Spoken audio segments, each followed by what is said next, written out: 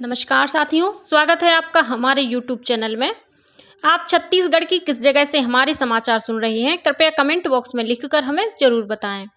रायपुर से प्रस्तुत है छत्तीसगढ़ के प्रादेशिक समाचार। समाचारों के साथ मैं रजनी शुक्ला। पहले मुख्य समाचार। रायगढ़ में आयोजित 3 दिवसीय राष्ट्रीय रामायण महोत्सव का हुआ समापन। सुकमा जिले में कल हुई मुठभेड़ में पुलिस ने 3 से 4 माओवादियों के घायल होने का दावा किया। भेज्जी इलाके में 3 माओवादियों ने किया आत्मसमर्पण।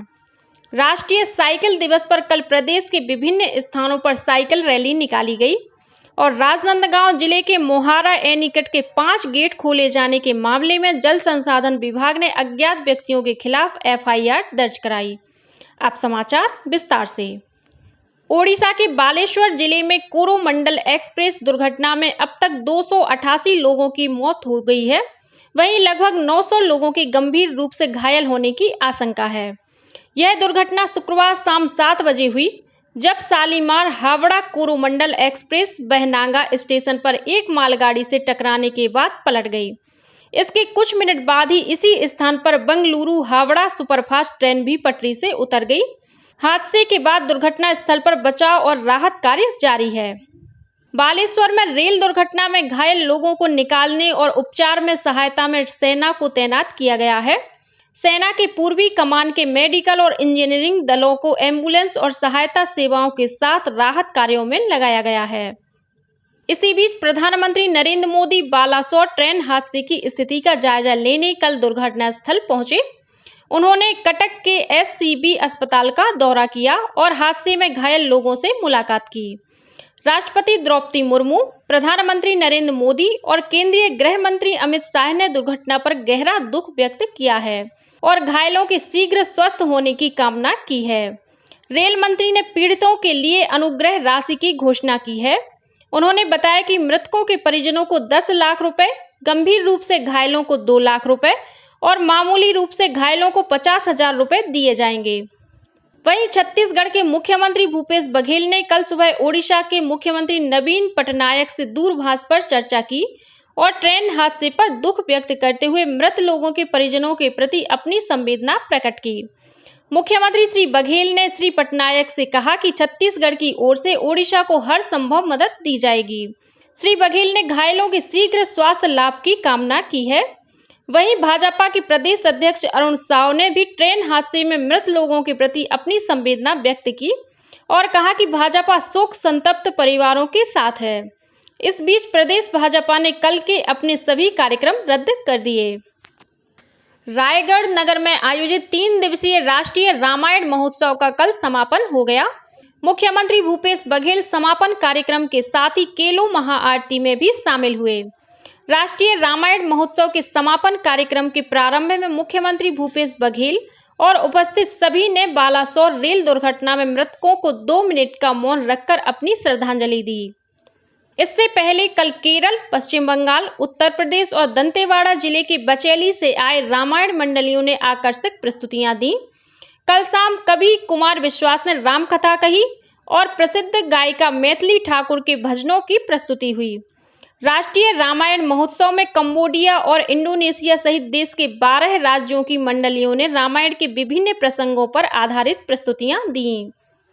सुकमा जिले में कल हुई मुठभेड़ में पुलिस ने 3 से 4 माओवादियों के घायल होने का दावा किया है।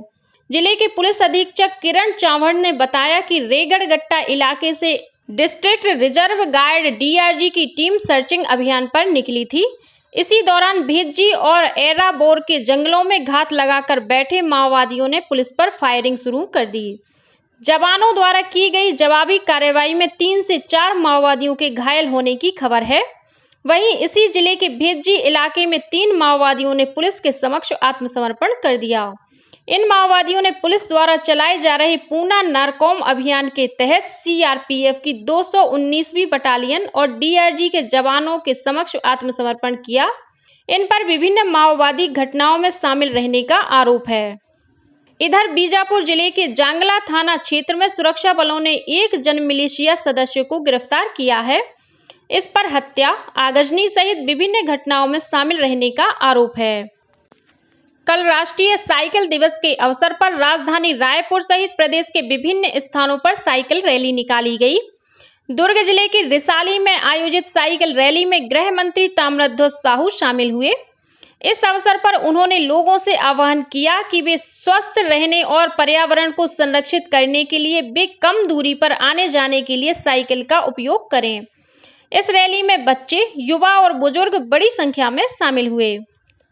9वें अंतर्राष्ट्रीय योग दिवस के अवसर पर केंद्रीय रिजर्व पुलिस बल CRPF द्वारा देश भर के अलग अलग स्थानों पर योग शिविर आयोजित किए जा रहे हैं। इसी कड़ी में कल जगदलपुर स्थित मां दंतेश्वरी मंदिर परिसर से साइकिल रैली निकाली गई। इसमें CRPF के उप पुलिस महानिरीक्षक हरजिंदर सिंह, CRPF के उप कमांडेंट अमरजीत गुप्ता, कमान अधिकारी दिनेश कुमार सिंह और विधायक रेखचंद्र जैन सहित पुलिस जवान और आम नागरिक शामिल हुए। गौरतलब है कि योग दिवस के अवसर पर CRPF द्वारा 27 मई से देश भर में योग शिविरों का आयोजन किया जा रहा है, जो 21 जून तक चलेगा। भारतीय जनता पार्टी पिछड़ा मोर्चा के प्रदेश पदाधिकारियों और जिला अध्यक्षों की बैठक प्रदेश कार्यालय कुशाभाऊ ठाकरे परिसर में शुक्रवार को आयोजित की गई। बैठक में पार्टी के प्रदेश अध्यक्ष अरुण साव ने कार्यकर्ताओं से केंद्र की NDA सरकार द्वारा 9 वर्ष के दौरान किए गए कार्यों को जन जन तक पहुंचाने को कहा। वहीं रायपुर में आयोजित भारतीय जनता पार्टी अनुसूचित जनजाति मोर्चा प्रदेश कार्य समिति की बैठक में आगामी कार्यक्रमों की रूपरेखा तय की गई। बैठक में प्रदेश अध्यक्ष अरुण साव ने कहा कि पार्टी द्वारा आदिवासी महानायकों, शहीद वीर नारायण सिंह, शहीद गुंडाधुर, शहीद गैंद सिंह जैसे महान बलिदानियों के त्याग को याद करने पुरखौती सम्मान यात्रा निकाली जाएगी। इसके जरिए भाजपा कार्यकर्ता गांव-गांव जाकर लोगों को पार्टी की रीति नीति से अवगत कराएंगे। बैठक में बताया गया कि 9 जून को भगवान बिरसा मुंडा बलिदान दिवस के अवसर पर प्रदेश के सभी मंडलों में आदिवासी पुरखौती सम्मान यात्रा और अनुसूचित जनजाति जनप्रतिनिधि सम्मेलन आयोजित किए जाएंगे। राजनांदगांव जिले के मोहारा एनीकट के 5 गेट खोले जाने के मामले में जल संसाधन विभाग ने अज्ञात व्यक्तियों के खिलाफ बसंतपुर थाने में FIR दर्ज कराई है। साथ ही जल संसाधन संभाग के टाइम कीपर और नगर निगम के वॉचमैन को कारण बताओ नोटिस जारी किया गया है। गौरतलब है कि अज्ञात व्यक्तियों द्वारा बीते 31 मई को मोहारा एनीकट के गेट खोले जाने के दौरान लगभग 5 घंटा लगातार 90,000 क्यूबिक मीटर पानी बह गया, जिससे एनीकट में करीब 15 सेंटीमीटर पानी का स्तर कम हो गया। बाद में जल संसाधन विभाग को गेट खोले जाने की सूचना मिलते ही तत्काल गेट को बंद करा दिया गया था। छत्तीसगढ़ में इंजीनियरिंग डिग्रीधारी युवाओं को अब स्वच्छ ट्यूलिप इंटर्नशिप के माध्यम से ठोस अपशिष्ट प्रबंधन, सैनिटेशन, यूज्ड वाटर, IEC जैसे क्षेत्रों में काम करने का अवसर मिलेगा। नगरीय प्रशासन विभाग द्वारा राज्य के समस्त निकायों में लगभग 416 युवाओं को मौका दिया जा रहा है। इस इंटर्नशिप के लिए BE, BTech या सामान्य योग्यताधारी युवा 15 जून तक ऑनलाइन आवेदन कर सकते हैं। नगरीय प्रशासन विभाग के अधिकारियों ने बताया कि इस इंटर्नशिप के माध्यम से युवाओं को स्वच्छता मॉडल में काम करने का अवसर मिलेगा और AICTE पोर्टल से प्रमाण पत्र भी प्राप्त होगा। इंटर्नशिप सफलतापूर्वक पूर्ण करने वाले युवाओं को पूरी अवधि हेतु 4,000 रुपये तक का स्टाइपेंड नगरीय निकायों द्वारा दिए जाने का प्रावधान है। युवाओं को इंटर्नशिप के अंतर्गत 10 सप्ताह तक नगरीय विकास से संबंधित कार्यक्रमों में काम करना होगा। मिशन लाइफ कार्यक्रम के तहत पर्यावरण संरक्षण और स्वच्छता का संदेश देने कोंडागांव जिले के बांधा तालाब में स्वच्छता अभियान की शुरुआत की गई। इस अभियान में जिला कलेक्टर भी शामिल हुए और उन्होंने लोगों के साथ मिलकर तालाब के तट पर साफ सफाई की। वहीं जांजगीर चांपा जिले के ग्राम खोखरा स्थित मनका दाई मंदिर तालाब में भी जल स्रोतों के संरक्षण को बढ़ावा देने साफ सफाई की गई। इधर दुर्ग स्थित सेंट थॉमस महाविद्यालय में NCC कैडेटों ने पुनीत सागर अभियान के तहत कल लोगों को पर्यावरण संरक्षण के प्रति जागरूक करने नुक्कड़ नाटक का प्रदर्शन किया। वहीं निबंध और पोस्टर प्रतियोगिता का भी आयोजन किया गया। कांकेर जिले के बिहावा पारा में बीती रात अज्ञात आरोपी ने घर में सो रहे पति पत्नी पर कुल्हाड़ी से हमला कर दिया। इस घटना में पति की मौत हो गई, वहीं पत्नी गंभीर रूप से घायल हो गई, जिसे रायपुर रेफर किया गया है। घटना के बाद आरोपी ने घर से एक नाबालिग लड़की को अगवा कर लिया है, जिसकी तलाश की जा रही है। घटना के बाद दुधावा पुलिस जांच में जुट गई है। और अब कुछ अन्य खबरें संक्षेप में। आज कबीर जयंती है। इस अवसर पर मुख्यमंत्री भूपेश बघेल ने प्रदेशवासियों को बधाई और शुभकामनाएं दी हैं। वहीं राज्य शासन द्वारा आज 4 जून को कबीर जयंती पर शुष्क दिवस घोषित किया गया है।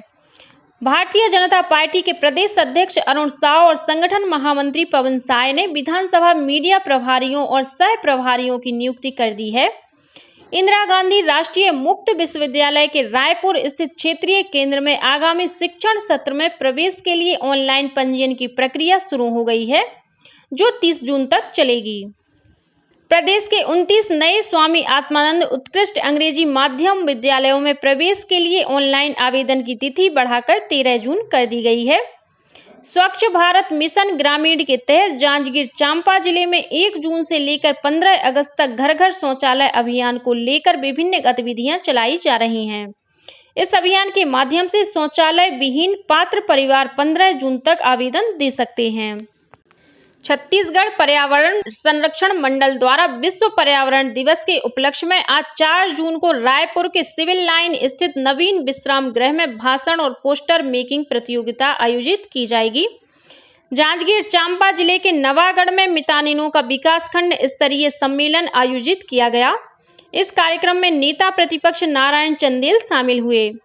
कार्यक्रम को संबोधित करते हुए श्री चंदेल ने कहा कि कोरोना काल में मितानिनों ने सक्रियता से काम कर लोगों को स्वास्थ्य सुविधा उपलब्ध कराई। राम वनगमन पर्यटन परिपथ स्थल रामगढ़ में 2 दिवसीय रामगढ़ महोत्सव का शुभारंभ आषाढ़ माह के प्रथम दिन 4 जून को होने जा रहा है। शुभारंभ अवसर पर जिले के प्रभारी मंत्री एवं नगरीय प्रशासन व श्रम मंत्री डॉक्टर शिव कुमार डहरिया मुख्य अतिथि होंगे। महोत्सव में शोध पत्रों का वाचन और कवि सम्मेलन का आयोजन होगा। और छत्तीसगढ़ पर्यटन मंडल के अध्यक्ष अटल श्रीवास्तव की उपस्थिति में बिलासपुर में जिला स्तरीय पर्यटन समिति की बैठक हुई। बैठक में अरपा नदी में नौका विहार और वाटर स्पोर्ट्स तथा रतनपुर के आसपास पर्यटकों को ठहरने के लिए होटल बनाने के संबंध में चर्चा की गई। इसी के साथ छत्तीसगढ़ के समाचारों का ये बुलेटिन समाप्त हुआ। नमस्कार।